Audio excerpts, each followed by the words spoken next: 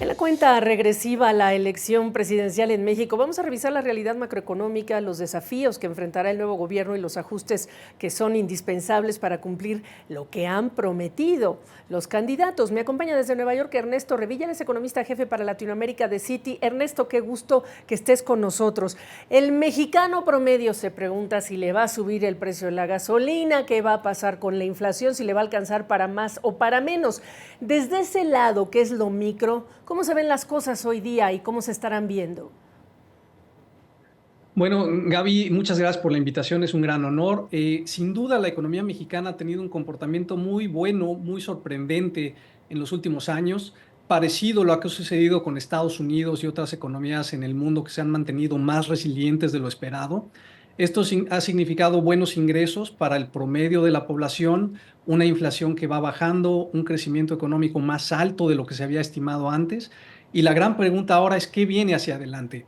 Y justamente México está a la puerta a unos días de una elección muy importante, que curiosamente, Gaby, quizás esta sea la primera elección en muchos años, en muchos ciclos electorales, que no le preocupa tanto al mercado, pero le preocupa, por supuesto, al ciudadano común en México, qué va a pasar, como bien dices, con sus ingresos, con el precio de la gasolina, con la inflación. Y la verdad es que México está en una encrucijada, tiene sólidos fundamentos macroeconómicos que sientan las bases para un muy buen corto y mediano plazo, pero también tiene retos y a eso se va a enfrentar la próxima administración y por eso me parece que es muy importante ver los resultados de esta elección.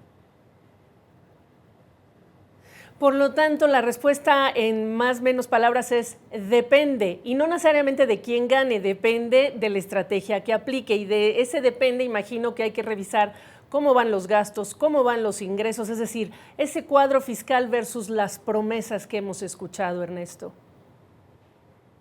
Correcto, Gaby. Y esto es porque México se encuentra de verdad en una disyuntiva muy interesante.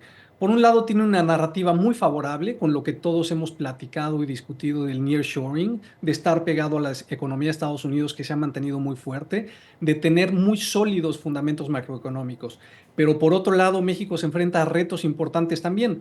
Ya no hablemos del crimen organizado, del tema institucional, pero sobre todo de las finanzas públicas. Y es que es interesante, Gaby, que en 2024 México presenta el déficit público más alto desde 1988, es casi de 6% del PIB, y ese nivel va a ser un reto para la próxima administración, gane quien gane la elección presidencial este domingo. Va a haber que poner la casa fiscal en orden, va a haber que pensar qué hacer con los ingresos públicos, qué reducir en el gasto público, y se nos ha dicho que una parte importante es reducir y terminar los programas de infraestructura que arrancó esta administración. Sin embargo, a nosotros nos parece que el gasto público ha crecido en muchas más dimensiones que solo el gasto de infraestructura y que será un reto entrando el primer día de la próxima administración que comienza el 1 de octubre. Por lo tanto, no se puede descartar que sea necesaria una reforma fiscal. ¿Es indispensable? ¿No es indispensable? ¿Hay todavía terreno para reducir el gasto cuando estás hablando de extender programas sociales? Yo creo que cualquiera que mire los números fiscales de México entra a un terreno de moderada preocupación y se da cuenta que se necesita algún tipo de reforma fiscal en México relativamente pronto. Esta trayectoria de déficit y de deuda no es sostenible, sobre todo si México quiere mantener el grado de inversión que ya pocos países en América Latina lo comparten. Así es que creo que sí se necesita una reforma fiscal, pero ¿cuál y de qué tipo? Quizá no sea la reforma fiscal que tradicionalmente pensamos, Gaby, de subir impuestos o el impuesto al valor agregado o el impuesto sobre la renta. La verdadera reforma fiscal que necesita México es estabilizar las finanzas públicas de Pemex, la compañía petrolera estatal, que hoy por hoy le cuesta dinero al gobierno y la siguiente administración, de nuevo, sea quien sea, tendrá que estabilizar esa trayectoria de finanzas en Pemex y eso será casi una reforma fiscal completa. Eso le dará suficientes recursos al gobierno para estabilizar las finanzas públicas y continuar con la confianza que México le ha dado al mercado.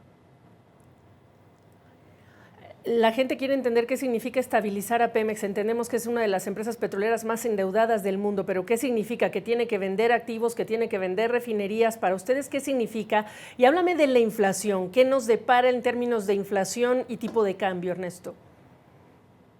Con mucho gusto, Gaby. Comenzando con Pemex. Pemex es una empresa muy grande, es una de las empresas, quizá la empresa más grande en América Latina, y ha venido en una trayectoria de declive en su producción de petróleo. Para darnos una idea, en 2004 Pemex alcanzó el máximo de producción con 3.4 millones de barriles diarios. Hoy produce más cerca de 1.5. Ha venido cayendo la producción de petróleo de Pemex. El precio del petróleo ha tenido fluctuaciones, como bien sabemos. Se espera que sea menor en el futuro y eso pone presión a las finanzas públicas. Estabilizar Pemex significa que deje de perder dinero para que el gobierno no siga poniendo dinero bueno en el dinero malo. Ahora, ¿cómo hacerlo? Hay muchas soluciones y creemos que es un problema atendible, no necesariamente vendiendo activos o teniendo que ir a una privatización de ciertas áreas de Pemex. Hay muchas opciones que tendrá el siguiente gobierno, depende de su ideología, de su apetito, que le pueden dar confianza al mercado. Y esto es importante, Gaby, justamente por el tema de inflación y de tipo de cambio que comentas. Las variables macroeconómicas dependen mucho de la confianza que el gobierno le puede dar al mercado sobre la estabilidad macroeconómica. Y México ha tenido un reto como muchos otros países inflacionario. La inflación llegó a crecer significativamente después de la pandemia y ya viene bajando. Estimamos que para este año cierren 4.3% de inflación anual, el próximo año ya más cerca del 4%.